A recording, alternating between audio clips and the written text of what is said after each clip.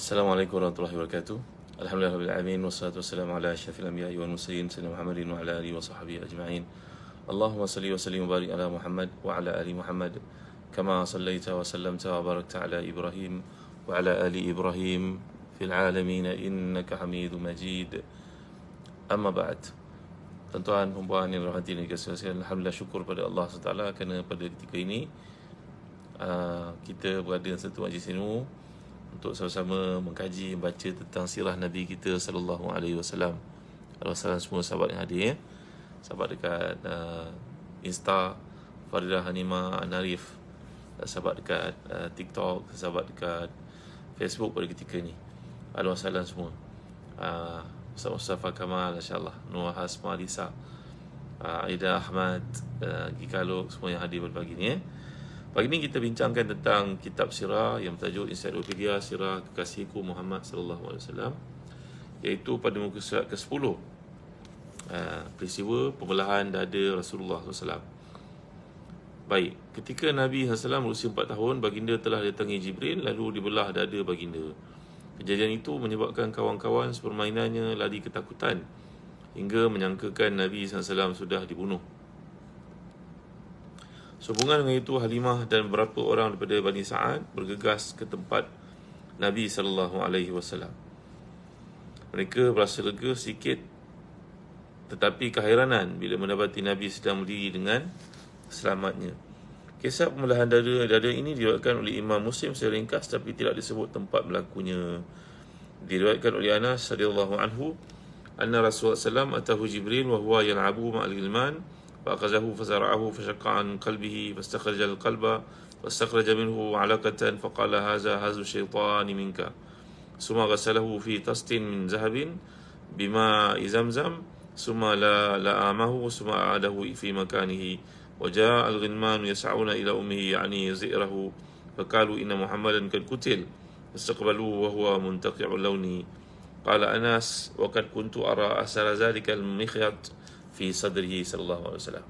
Rasulullah semua Kak Cak, terima kasih Mas Sudi, Rohani Jepin, Rasulullah semua. Sahabat di Jana Yusuf, Rasulullah Ahmad. Baik, maksudnya bahawa Nabi telah datangi malaikat Jibril ketika baginda sedang main bersama dengan kumpulan kanak-kanak. Jibril membawa Nabi lalu merubahkannya, memelah dadanya. Malaikat Jibril telah mengeluarkan hati, kemudian mengambil segumpal darah daripadanya. Saya berkata, inilah bahagian syaitan daripadamu. Lantas Jibril membasuhnya dengan dalam sebuah bejana daripada emas dengan air daripada Zam-Zam. Selanjutnya beliau mengeringkannya dan mengembalikannya ke tempat asalnya. Manakala kanak-kanak yang lain segera mendatangi ibunya, iaitu ibu susuan Nabi, saya berkata, sungguhnya Muhammad telah dibunuh. Tak lama kemudian mereka pun menemuinya, mendapati baginda dalam keadaan yang pucat. Anas radhiyallahu anhu berkata, aku pernah melihat bekas jahitan tersebut di dada Nabi sallallahu alaihi wasallam. Ya. Baik, setelah kami saya cima salam Nur Sahih Osman.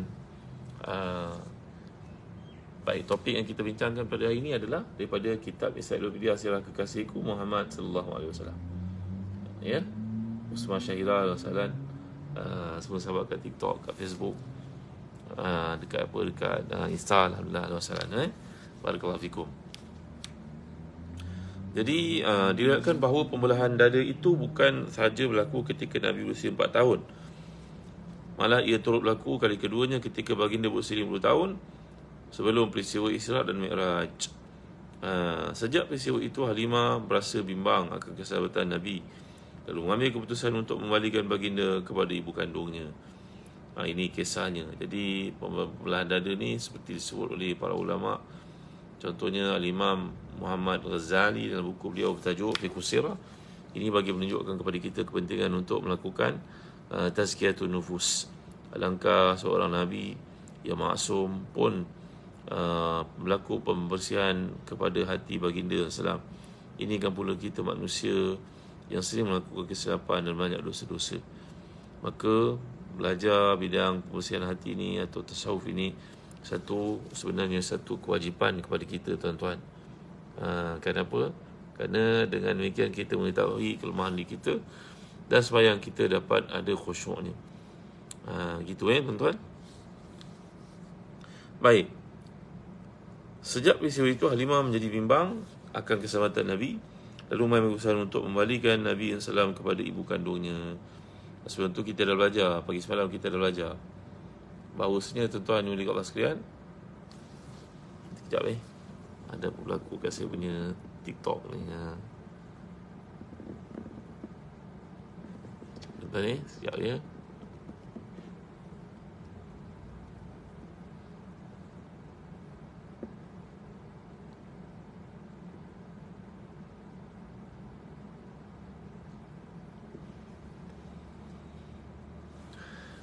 Baik. Alhamdulillah. Jadi peristiwa yang berlaku ini menyebabkan Halimah menjadi cemas. Sedangkan kita belajar sebelum ni bahawa Halimah melihat berbagai-bagai kebaikan datang hadir dalam hidupnya dengan sebab adanya Muhammad sallallahu alaihi wasallam. Ini dipanggil sebagai irhas. Ya, perkara yang namanya satu kelebihan buat seorang nabi sebelum beliau dilantik, maka itu namanya irhas. Fauzi Salih Assalamualaikum. Jadi kalau dah jadi Nabi itu dipanggil mukjizat. Kalau belum menjadi Nabi, kafah akliyah, maka itu dipanggil irhas. Iaitu satu kelebihan yang diberikan kepada seorang manusia yang bakal menjadi Nabi. Maka sebelum dilantik menjadi Nabi lagi, Mak Fizo, Nabi SAW telah pun mempunyai keistimewaan tertentu yang membezakan baginda dari seorang manusia biasa. Narul Assalamualaikum. Fauzi Salih barakallahu fikum semua. Anak Arul. Baik. Setelah ketika Nabi Muhammad SAW berusia 6 tahun, baginda mengikuti ibunya ke Yathrib untuk mengunjungi bapa saudara sebelah ibunya di samping menziarahi makam bapanya. Setelah sebulan berada di Yathrib, mereka pun pulang ke Mekah. Ini keluarga Nabi SAW sebelah ibunya berasal dari Madinah. Anda Ustaz nak tanya, sambut awal satu hari dari kita di Malaysia, macam mana tu Ustaz untuk kita ikut Madinah atau Malaysia untuk berdoa? Kita ambil peluang untuk berdoa pada hari Arafah yang berlaku mengikut pada kalender Saudi. Dan dalam masa yang sama, kita berpuasa pada hari itu dan kita berpuasa pada hari 9 Zulhijjah dalam kalender kita di Malaysia. Ini seperti difatwakan jadi mudah-mudahan kita dapat keutamaan tersebut. Ini soalan yang bertanya, kalau hari Arafah di Saudi tu biasa daripada hari Arafah kita kat sini. Hari Arafah di Saudi cepat satu hari. Jadi maknanya hari Selasa kan. Jadi adakah hari Selasa itu kita berdoa ataupun hari Rabu? Kalau ikut kalender kita 9 Zulhijjah itu iaitu pada hari hari Rabu, pada mereka hari Selasa gitu kan. Jadi kita berdoa pada dua hari dan kita berpuasa pada 2 hari. Itu sebab saya cakap pada tuan-tuan semalam kita puasa 3 hari, Isnin, Selasa, Rabu. Isnin tu memang digalak kita puasa, tambahan pula bulan Zulhijjah sekarang ni. 9 yang awal Zulhijjah sangat digalak berpuasa. Yang kedua, kenapa kita puasa Selasa? Sebab Selasa di Saudi mereka adalah hari Arafah mereka. Nampak? Dan kita puasa hari Rabu. Kenapa hari Rabu? Sebab hari Rabu dalam kalender kita adalah 9 Zulhijjah. Memang digalakkan untuk kita puasa. Boleh gitu. Jadi kita cuba untuk mengambil kelebihan hari-hari yang mulia ni. Kita puasa lah 3 hari. Mudah-mudahan Allah terima semuanya sekali. Okey, dan bab berdoa tadi, kita doa pada hari Selasa dan kita doa juga pada hari Rabu di samping hari raya. Tapi hari yang kita beri konsentrasi ni, hari berlakunya wukuf di Arafah bagi mereka yang naik ibadah haji, yang kiranya di kalender kita adalah hari Selasa. Lusa lah maknanya. Gitu Okey. Isa Abdul Rahman, Rita Isnain, Al-Masalah semua yang hadir Mahira Rahman Rahida. Okey, jelas tak jawapan saya kepada soalan yang tuan-tuan tanya tadi Teruskan. Jadi semasa dalam perjalanan pulang ke Mekah, Aminah jatuh sakit lalu meninggal dunia. Ya Allah, pada usia seperti ini Nabi kehilangan ibu pula, baru usia 6 tahun dan dalam perjalanan yang jauh. Aminah dikebumikan di sebuah daerah perkampungan bersama Al-Abwa.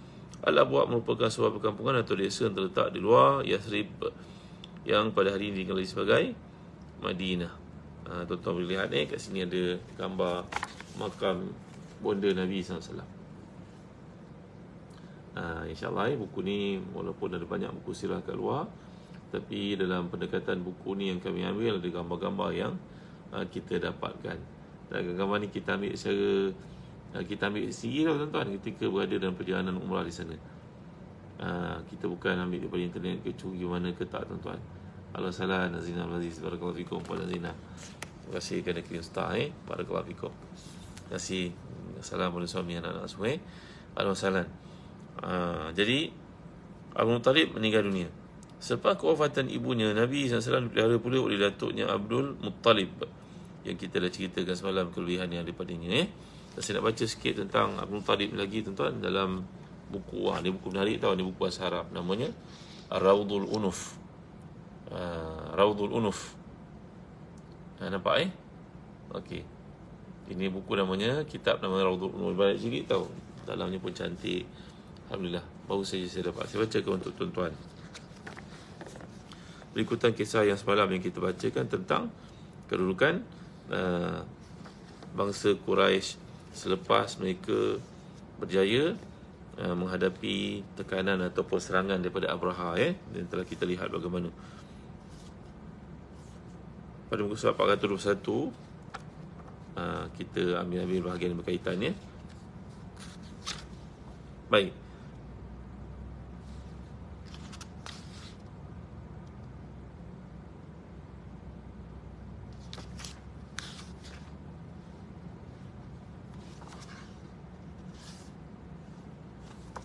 kita baca tadi.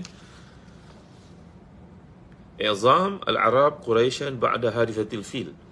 Qala Ibn Ishaq, falamma radda Allahu al-Habasha an Makkah wa asabahum mimma asabahum bihi min naqmah, a'zamat al-Arab Quraisyan wa qaluhum ahlullah, qatallahu anhum wa kafahum ma'unata aduwihim, faqalu fi dhalika ash'aran yadhkuruna fiha ma sana Allahu bil Habasha wa ma radda an Quraisyin min kaidihim. Selepas berlaku peristiwa yang mana Abraha dan juga tenteranya dibinasakan oleh burung ababil itu, maka orang-orang Arab keseluruhan dia di sebenarnya tanah Arab itu mula mengagungkan, memuliakan kedudukan bangsa Quraisy. Kerana mereka mengatakan, lihat bagaimana Allah telah menyelamatkan bangsa Quraisy ini dan juga Mekah daripada serangan musuh. Ini menunjukkan kepada kita bahawa Quraisy ini merupakan ahlullah. Syafrizal Faruq Al-Wasalan semua ini menunjukkan bahawa Azina Nina menunjukkan bahawasanya Quraisy ini bukan sebarang orang, bukan calang-calang orang. Mereka adalah ahlullah, mereka merupakan kekasih-kekasih Allah, keluarga-keluarga Allah di muka bumi. Maka mereka pun mengadakan puisi-puisi yang menunjukkan kepada peristiwa tersebut berlaku dan kemuliaan yang berlaku kepada bangsa Quraisy itu sendiri. Baik, ini berkaitan dengan peristiwa kedudukan terutamanya Abdul Muttalib lah. Kerana Abdul Muttalib lah yang punya keberanian berjumpa dengan Abraha, walaupun Abraha pada peringkat awalnya mentertawakan Abdul Muttalib kerana permintaannya hanya untuk Al-Masalan yang mulia Syarifah Zaid Abdullah, hanyalah untuk minta unta-untanya. Tapi tercengangnya Abraha bila mendengar jawapan daripada Abdul Muttalib bahawasanya aku adalah tuan kepada unta-unta ini, sedangkan Kaabah ni ada tuannya, maka tuannya pasti akan mempertahankannya daripada serangan kamu semua. Maka terkejutlah Abraha bila mendengar jawapan lelaki yang segak, yang dikagumi, iaitu Abdul Muttalib ni tadi. Baik, pernah satu ketika Abdul Muttalib menyuruh Nabi SAW mencari untanya yang hilang. Nabi mengambil masa yang agak lama untuk mencarinya hingga membimbangkan, menduga citakan datuknya. Gusar kehilangan cucunya itu. Sebaik saja Nabi kembali bersama dengan unta yang telah berjaya ditemui itu, Abdul Muttalib terus bersumpah tidak akan menyuruh lagi cucunya Muhammad SAW, walaupun hanya pergi buat apa-apa keperluan. Beliau tidak mahu pisah dengan Nabi SAW. Ini rasa cinta yang timbul dalam hati seorang datuk terhadap cucundanya, tambah pula cucu itu sudah kehilangan ayah ibunya. Logiknya begitulah tuan-tuan. Kita ni kalau anak seperti itu tentulah punya keistimewaan, Fadli, Cahaya Pemberian, Masalan, Walid Anas, Siti Fatimah dekat TikTok. Terima kasih semuanya. Dia jangan lupa sharing kepada teman-teman yang lain tau. Ini kisah tentang Nabi kita, keperluan kita untuk tahu mencintai Nabi, berarti kita membaca sirah Nabi. Ini satu aspek yang penting untuk timbul rasa cinta terhadap baginda SAW. Baik, Nabi SAW sentiasa berada di samping datuknya sebagai tanda kasihnya, dan datuknya itu tidak mengizinkan siapa pun masuk berjumpa dengan cucunya sekiranya baginda sedang tidur. Walau bagaimanapun kasih sayang nikmati Nabi daripada datuknya itu tidak bertahan lama. Ini sebabkan datuknya turut pergi dijemput ilahi. Pada waktu itu Nabi SAW berusia 8 tahun, datuknya mengembuskan nafas terakhir di Mekah. Kemudian Nabi pula diasuh oleh bapa saudaranya Abu Talib dengan penuh kasih sayang. Bahkan kasih sayang yang dicurahkan oleh bapa saudaranya itu kepada Nabi melebihi kasihnya kepada anak-anaknya sendiri. Saya pernah cerita pada tuan-tuan, tahu tak tuan-tuan bahawasanya siapakah yang menjaga Nabi SAW? Adakah Abu Talib menjaga Nabi ataupun Abu Talib menjaga Nabi? Jawapannya tentulah laki-laki yang mulia ini sibuk dengan tanggungjawab masing-masing. Ya, tentulah mereka sibuk. Abdul Muttalib tentu sibuk, dia seorang pemimpin. Abu Talib tentu sibuk kerana dia juga menguruskan sikit sebanyak perkara berkaitan kepimpinan, mewarisi daripada ayahandanya Abu Talib, dan begitu juga beliau menguruskan dirinya untuk perniagaan. Sebenarnya siapa yang jaga Nabi SAW ini? Siapa jaga Nabi, tuan? Tentulah kita tak perasan, kan? Sebagian kita tak perasan. Sebenarnya jaga Nabi, nenek Nabi, makcik Nabi. Nabi pada masa itu masih lagi budak-budak, sallallahu alaihi wasallam. Jadi yang jaga Nabi sebenarnya nenek Nabi. Tahu tak siapa nama nenek? Tahu tak siapa nama makcik ni? Jadi wanita yang mulia yang menemani lelaki yang mulia tersebut adalah namanya Fatimah. Nenek Nabi, iaitu isteri kepada Abu Talib, namanya Fatimah. Dan isteri kepada Abu Talib, pakcik Nabi pun namanya Fatimah. Fatimah itu satu nama yang common di kalangan orang-orang Arab. Itu sebab Nabi menamakan puteri Nabi dengan nama Fatimah. Orang Arab ni kok mana pun namanya pusing kat situ saja. Abu Bakar bin Umar, bin Ali, bin Muhammad, bin Ahmad, itu je namanya balik-balik. Kalau perempuan, Fatimah, Ummu Kulthum, Ruqayyah, itu nama-nama, kalau kita Melayu kata nama kelas, nama klasik, nama lama. Sebenarnya tidak, tuan-tuan. Itu nama-nama yang sangat mulia yang berdekatan dengan Rasulullah SAW. Salam Nazrin, barakallahu fikum, Melberry, Akmal. Jadi rasa terhutang budi terhadap Nabi SAW itu menyebabkan Nabi SAW menamakan manusia yang mulia, mengambil nama manusia mulia itu lalu meletakkannya pada puteri baginda sallallahu alaihi wasallam. Ya, lalu Nabi SAW menamakan puteri baginda tercinta itu dengan nama Fatimah, mengambil sempena dua orang wanita yang sangat besar jasanya terhadap baginda waktu baginda kecil. Ya, Sfani Ahmad SAW, barakallahu fikum. Baik, itu ni. Jadi kat bahagian belakang buku ni menceritakan tentang Jannatul Mu'alla, iaitu tanah perkuburan utama yang bersejarah di Mekah yang terletak di sebelah timur Masjidil Haram. Beberapa ahli keluarga Nabi dan para sahabat radhiyallahu alaihim ajma'in dikebumikan di situ. Antara tokoh popular yang dikebumikan di Jannatul Mu'alla itu Abdul Manaf, iaitu ayah kepada moyang Nabi sallallahu alaihi wasallam, Hashim moyang Nabi sallallahu alaihi wasallam, Abdul Talib datuk Nabi sallallahu alaihi wasallam, Abu Talib bapa saudara Nabi sallallahu alaihi wasallam, dan dikebumikan juga di situ Khadijah binti Khuwailid radhiyallahu anha, isteri kepada Rasulullah SAW dan ibu kandung kepada Fatimah Zahra yang kita cerita tadi. Kemudian Al-Qasim, iaitu anak sulung Nabi SAW yang meninggal dunia ketika masih bayi, dan juga dikebumikan di situ juga putera Nabi yang kedua namanya Abdullah alaihissalam, Abdullah bin Muhammad sallallahu alaihi wasallam. Ya, baik. Ini adalah cerita tentang tempat pengkebumian insan-insan yang sangat berpengaruh dan punya kaitan yang sangat rapat dengan Rasulullah sallallahu alaihi wasallam. Baik, di bawah ni tuliskan nota, kubur-kubur dalam kawasan tanah perkuburan ini telah pun dirobohkan pada tahun 1925, iaitu tahun yang sama di mana makam-makam dirobohkan pada zaman penubuhan kerajaan Arab Saudi. Jadi negara Saudi ini mereka menjaga tempat-tempat ini daripada menjadi tempat khurafat, tempat penyembahan, tempat-tempat mungkin bawa kepada perkara-perkara yang syirik kepada Allah Taala. Mereka robohkan tempat ini atas alasan mereka lah. Ni kerajaan Saudi punya tindakan, iaitu tidak mahu ada sebarang kubur yang ditinggikan, yang menampakkan walaupun di situ tidak berlaku sembahan pun. Maka cara fikir Arab Saudi ini adalah tidak membolehkan perkara sekian dilakukan. Tuan-tuan tak boleh nak komen panjang-panjang, tuan-tuan. Ya, madailah untuk sebut setakat saja. Budak Comok, Rina, Numala, Alhamdulillah, Puira, No Enterprise. Terima kasih semua, Hafiz Hussein, Aida dekat Insta. Baik, kita baca sikit pada bab yang ketiga, iaitu zaman remaja Nabi SAW. Tidak ada seorang Nabi pun melainkan baginda pernah mengembala kambing. Maka para sahabat tanya, termasuk dirimu wahai Rasulullah? Maka Rasulullah jawab, ya, dulu aku pernah menjaga kambing-kambing milik penduduk Mekah dengan upah beberapa kirat. Ini cerita Nabi kita SAW sebagai seorang yang hidupnya independen. Ya, pada Ferry masalah semua. Bagaimana Nabi SAW telah pun menunjukkan contoh yang terbaik daripada zaman remaja lagi baginda mula bekerja. Kak Suaura, Rozin, Noh Hidayu, Nasir Ulwan, Masya Allah, nama bagusnya. Syafiq Mazin, Mahani, Fauzi Saleh, Hafiz Hussein.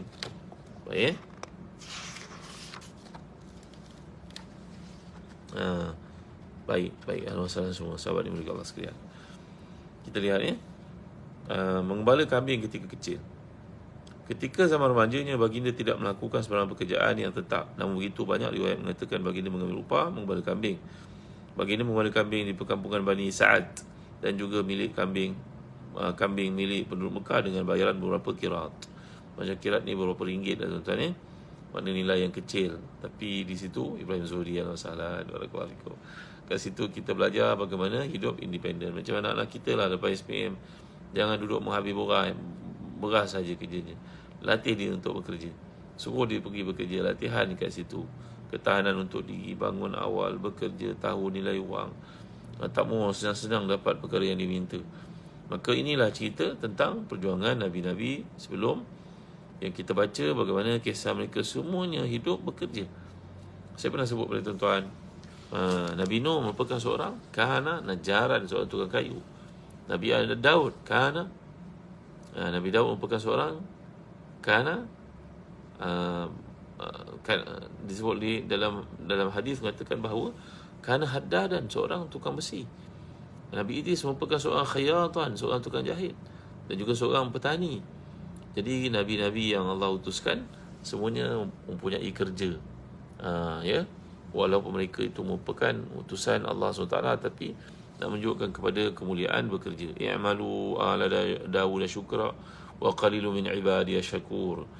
Perlu dalam hidup ini untuk kita bekerja, tuan-tuan dimuliakan Allah sekalian. Jadi jangan duduk berehat, tak ada kerja, duduk makan tidur, bangun lepas sembahyang subuh tidur lagi pukul 11 pagi, 12 tengah hari baru bangun. Ini apa cerita ni tuan-tuan? Sedangkan waktu pagi itu waktu penuh keberkatan. Ya. Jadi mudah-mudahan kita dapat belajar semangat Nabi SAW dalam kehidupan, iaitu mesti bekerja. Tak mau duduk rehat tanpa sebarang tanggungjawab. Ya, tak ada mencari peluang-peluang yang ada. Ini merupakan satu kerugian, tuan-tuan dimuliakan Allah sekalian, ya.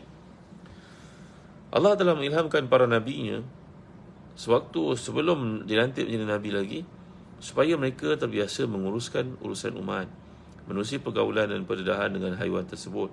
Maka tertanamlah perasaan santun dan kasih sayang dalam diri mereka, kerana terbiasa dengan kenal dan keperluan haiwan gemlaan itu. Disebut dalam hadis Imam Bukhari, ma ba'asallahu nabiyyan ila ra'a al-ghanam faqala ashabuhu wa anta faqala na'am kuntu ar'aha ala qararit li ahli Makkah. Nabi telah bersabda, semua Nabi diutuskan Allah beri pada mereka tanggungjawab menjaga kambing. Jangan pandang menjaga kambing itu pekerjaan hina, tak ada kerja, rendah. Tidak, ya tuan-tuan, itu satu latihan yang sangat penting untuk kepimpinan. Kerana Ibnu Hajar mengatakan dalam kitab beliau Fathul Bari, ada banyak faedah menjaga kambing, memelihara kambing, mengembala kambing. Satu, mewujudkan sifat berani. Kalau bawa kambing pergi makan, ada binatang-binatang seperti anjing, kalau kat negara ada serigala, ada ular dan sebagainya, kena lawan. Yang kedua, kadang-kadang terbawa dia pergi tempat yang jauh, tiba-tiba hujan turun, maka kena sembunyi masuk dalam gua, tempat yang selamat. Maka kat situ pun ada risiko benda-benda yang bahaya, ya. Nur Azlah Zahurin semua yang hadir pada pagi ni dekat Insta, ya. Yang ketiga, kambing ni satu binatang yang lemah. Kalau kita pukul dia, boleh patah kakinya. Dah patah kaki, nanti nak angkat macam mana? Nak kena pikul pula. Jadi seorang yang menjaga kambing, melihara kambing, mengembala kambing, mewarisi satu sifat ketahanan, kekuatan, keyakinan diri dan juga pandangan jauh. Itu sebab Nabi-Nabi Allah diutuskan mereka diberi tanggungjawab menjaga kambing walaupun pada kita kerja tu remeh. Dia kena buat benda yang remeh-remeh lah sebelum mampu buat benda yang besar. Macam mana nak buat benda besar kalau benda-banda remeh pun tak kerti nak uruskan. Begitu tuan-tuan dimulai Allah sekalian. Baik, penting untuk kita mengambil pedoman dari perkara ini.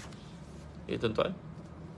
Dan di samping itu disebut dalam hadis lain, ju'ilatil syafaqatu wa rahmatu fi ri'a'il ghanam wa ju'ilat al-ghilza wa shidda fi ri'a'il ibil. Diberi kepada seorang yang menjaga kambing itu sifat kasih sayang, pengasih, penyayang, lemah lembut. Tapi diberi kepada orang yang menjaga unta sifat kasar. Kerana unta itu satu binatang yang memang satu binatang yang bengis dan dendam. Saya pernah cerita kepada tuan-tuan ni, bahawasanya unta ni satu binatang yang ingat perbuatan yang pernah kita lakukan kepada kita, pukul dia. Mungkin dia tak balas serta-merta, tapi ditunggu setahun, 2 tahun. Lepas kita ingat, kita dah terlupa, dia ingat kita dah terlupa. Maka pada ketika itu dia akan balas balik semula. Saya pernah cerita kepada tuan-tuan bahaya unta ni, menggigit orang, mengangkat orang, menghempap orang, menggilis orang dan sebagainya.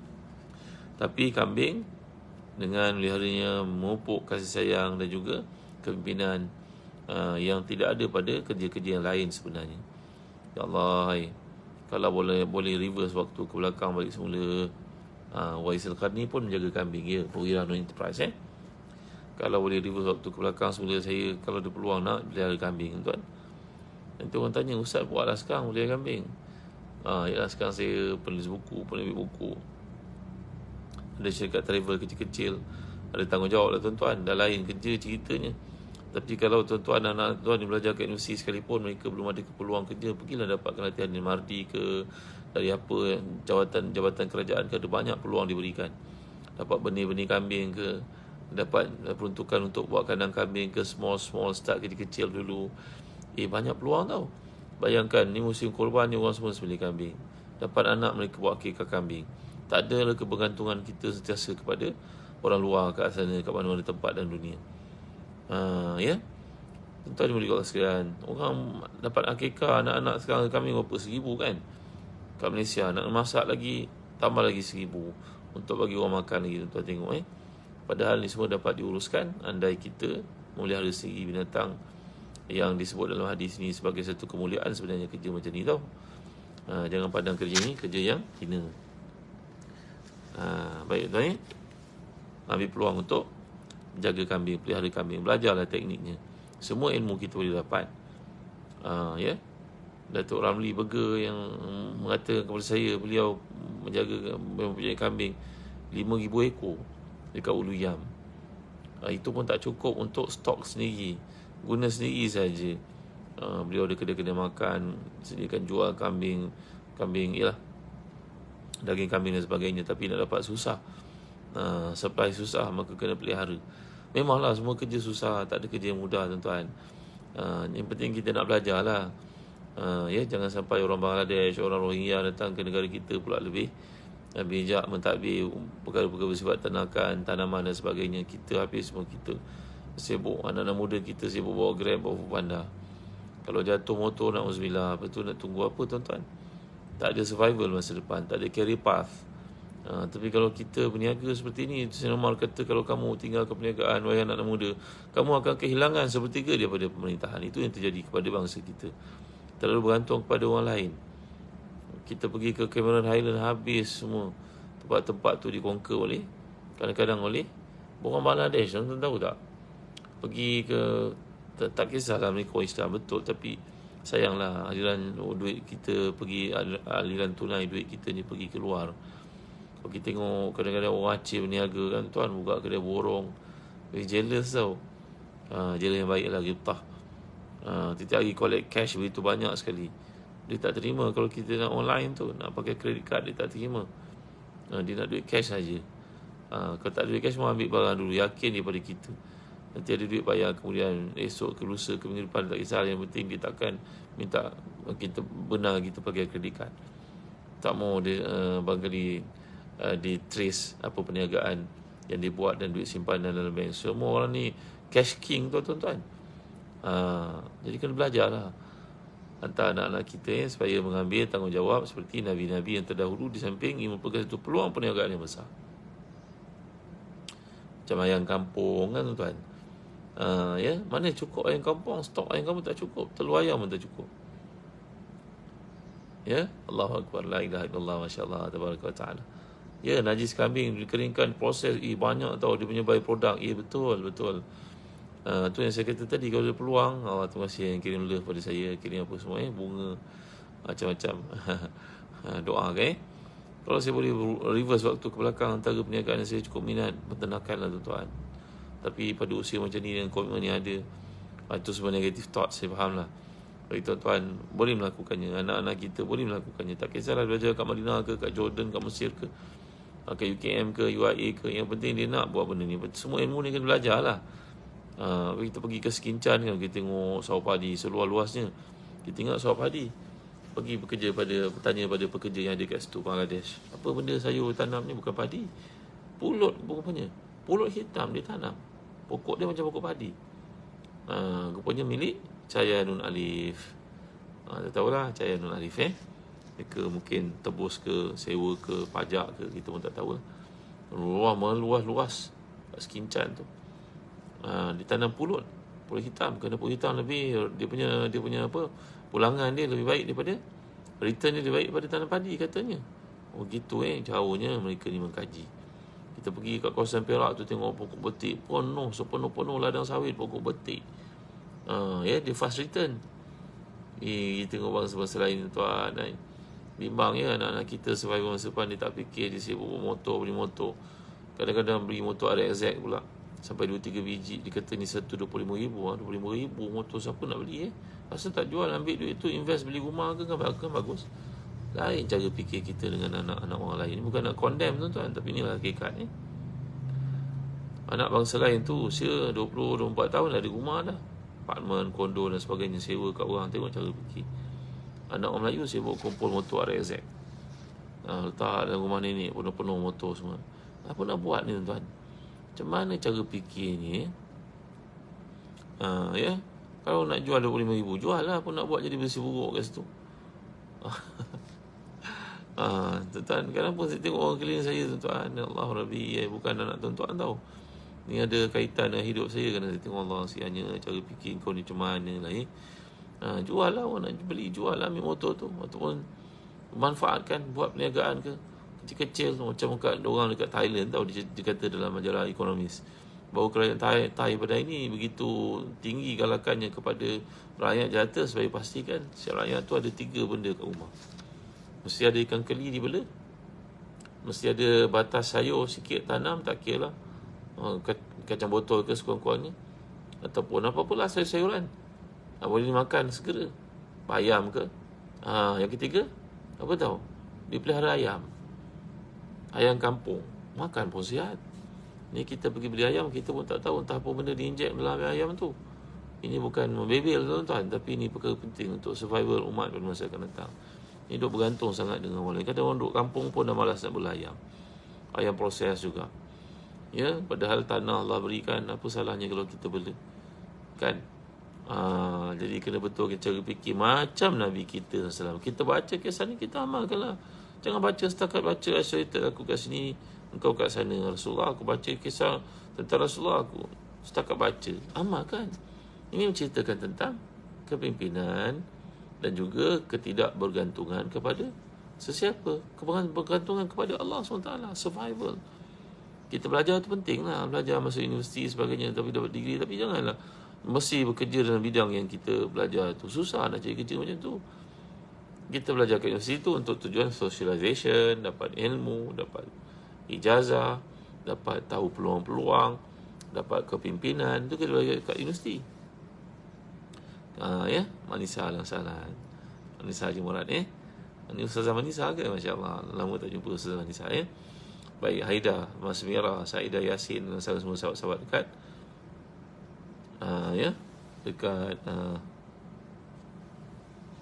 dekat Facebook, kat TikTok, kat Insta. Baik, jadi kita belajar tentang semangat yang daripada Rasulullah SAW. Nanti kita baca lagi bagaimana teori perniagaan yang Allah SWT asaskan dalam hidup Nabi, sehingga baginda mampu pergi berniaga, menemani pakciknya Abu Talib, dan apa pengajaran dia sebaliknya.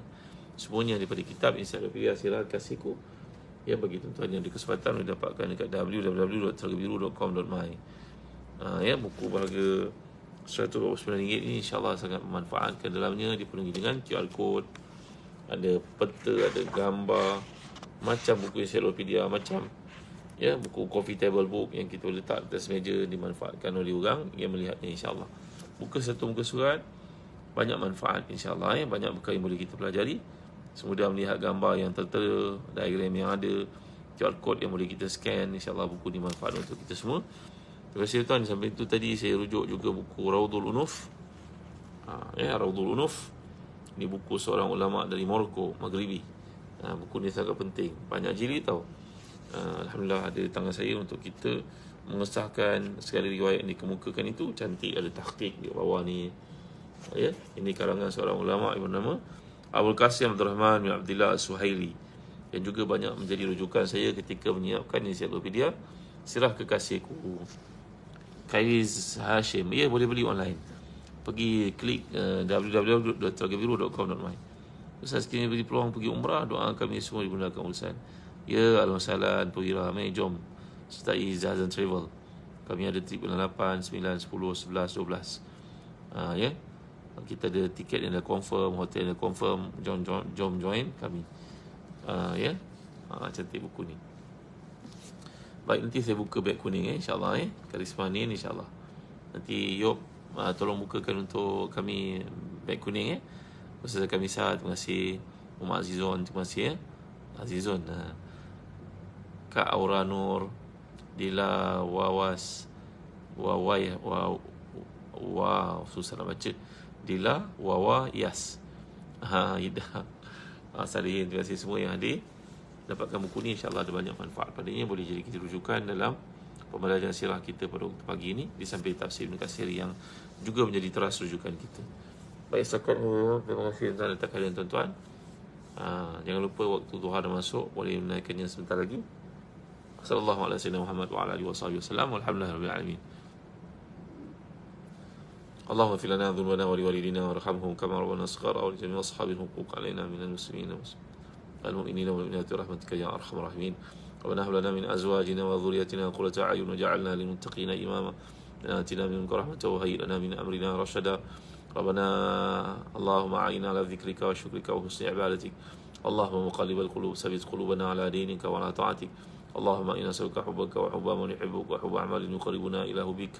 ربنا اتم لنا نورنا واغفر لنا انك على كل شيء قدير. ربنا اتنا في الدنيا حسنه وفي الاخره حسنه وقنا عذاب النار. وصلى الله على سيدنا محمد وعلى اله وصحبه وسلم. Kasih bunga buburan, Hamidadah, kasih sahabat dekat Nista, Salihin, Fauzi, Haida. Kasih sahabat kat TikTok Sauda Abdul Rahman, Raja Mariami. Terima kasih semua yang hadir. Sabaria. Terima kasih semua. Jumpa lagi pagi esok insyaAllah. Assalamualaikum warahmatullahi wabarakatuh.